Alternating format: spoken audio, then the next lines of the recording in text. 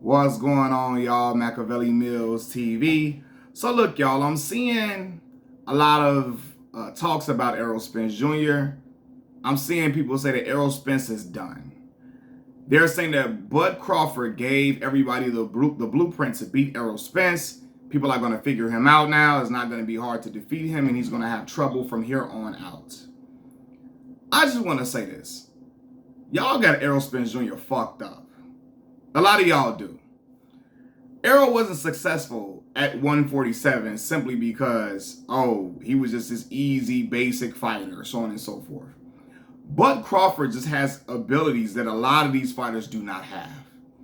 Everybody can't counterpunch like Bud Crawford. They can't hit as hard as Bud Crawford. Their hands are not as fast as Bud Crawford's. Their IQ is not the same as Terrence Bud Crawford's. That's why he's pound for pound #1 in the world, and a lot of those other guys at 154 are not. Particularly at 154. Outside of Jamail Charlo, nobody at 154 is on the pound for pound list. Some people feel that pound for pound is overrated. It's not an indication of great fighters, and I understand that as well. But honestly, Errol Spence can beat everybody at 154, not named Terrence Crawford. Seriously, right? Now, again, it should be left to see if he has a problem with balance or something like that now with the car accident, but I don't believe that to be true. I just think he ran into a buzzsaw named Terrence Crawford. I think if he gets in there with guys like Sebastian Fundora, even when Fundora's height, he doesn't use his height at all. You know what I mean? He doesn't fight at a distance. Errol would come in and annihilate him. You see how Brian Mendoza did Sebastian Fundora? Errol Spence Jr. would do the same thing. I think Errol Spence will be... Brian Mendoza can crack, for sure. But I think Errol Spence is craftier than Brian Mendoza. Despite people think Errol is just this come-forward pressure fighter, right? I think he can fight in a variety of ways. He can't beat Bud Crawford, though. You know what I mean? Terrence Crawford just had the answers for everything, and he can't fight Errol. Errol couldn't fight Terrence Crawford at a distance, right? At range. He can't outbox Terrence Crawford in that manner. So he went to his bread and butter, which was try to be physical with Terrence and try to walk him down and try to just be a valiant puncher against him. And that didn't work because Terrence can counterpunch very well. But a lot of them guys can't do that in the way that Terrence Crawford can. We've heard the stories, and sometimes people can say sparring is a little bit overrated. We can't, sparring is not a strong indication of what a fighter would do when they get in the ring with a fighter, but we heard how Errol Spence used to beat up on Jamail Charlo and sparring. I think Errol would beat Brian Castillo. I really do. Castillo can crack, you know what I mean? He's another guy that is a pressure fighter. He's basically has a high output, just like Errol Spence does. But I think Errol Spence has the goods to beat him. If Terrence Crawford were to, and Bud saying he's not looking forward to fighting Boots at 147 because it's just not a big fight for him to make. He's looking for the mega bouts.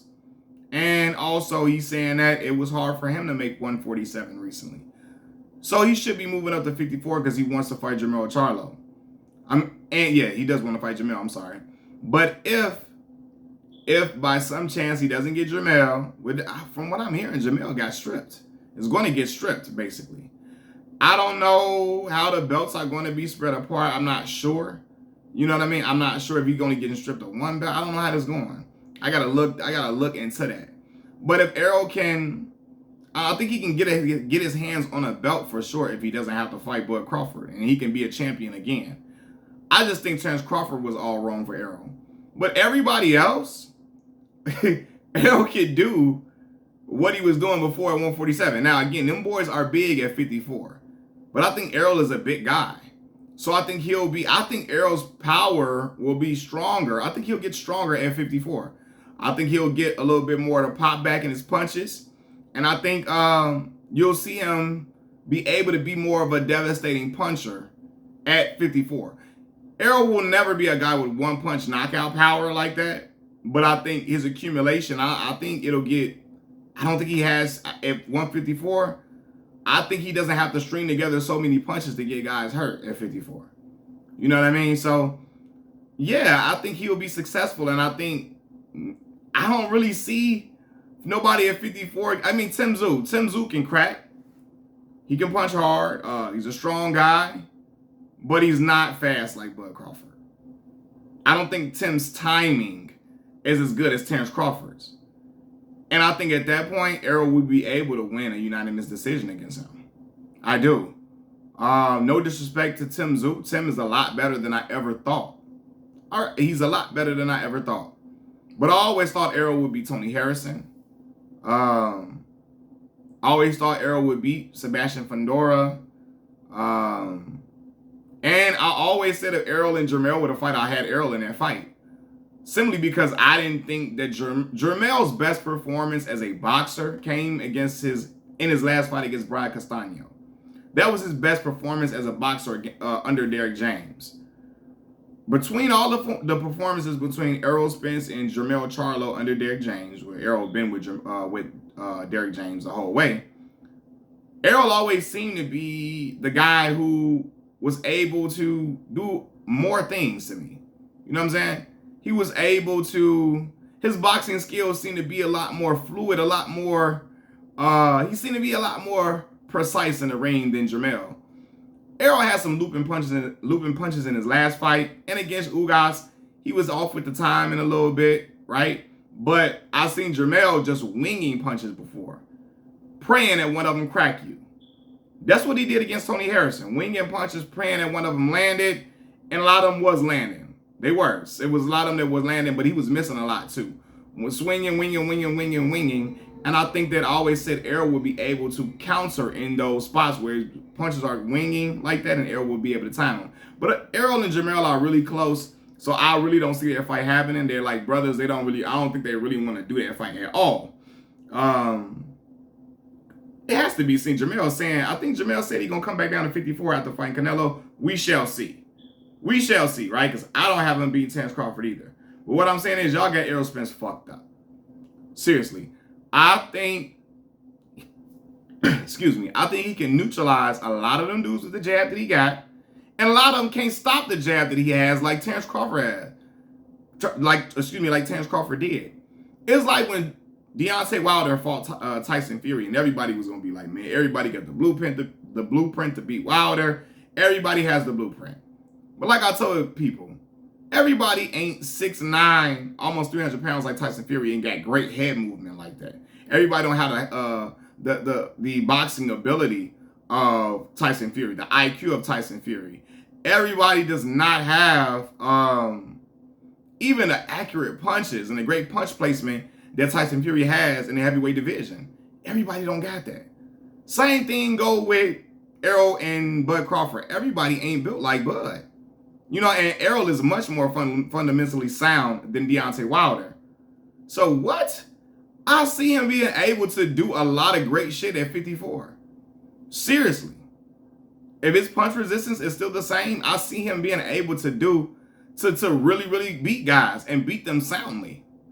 With no type of questions about it, no type of I don't know, no type of like, it was a close fight. I think he can really go in there and cause damage to a lot of individuals.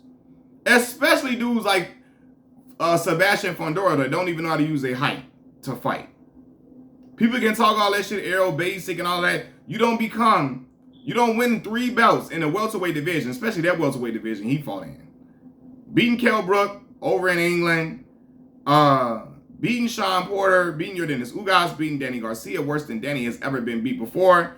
That shit is not a fluke. It's not. And I always said I had Errol beating Keith Thurman because as much as Keith Thurman, he can move better than a lot of people. A lot of people can't move like Bud, but he can move a lot better than a lot of Errol's opponents. But Keith's kryptonite is still that body punch. If Errol hit him with a body shot and time the hell out of him and hit him with some shit, Keith gonna fold.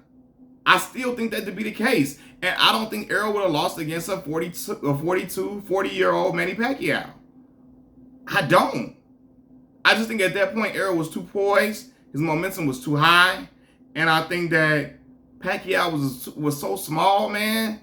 I think that would have worked to Errol's advantage. Even with Pacquiao wasn't moving the same way he was moving when he was younger. You know what I mean? And I don't think he would have did that to Errol. I think Errol would have punished him and retired him. Seriously, like your Dennis Ugas did.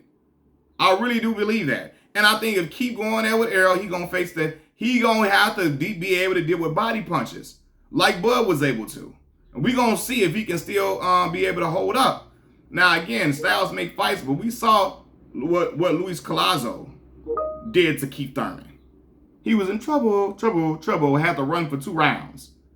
Errol Spence know how to cut that ring off. You ain't running for 2 fucking rounds. He gonna figure that shit out, corner you, and beat you the hell up. So y'all got Errol Spence fucked up out here, man. Machiavelli Mills TV, I'm out. Peace.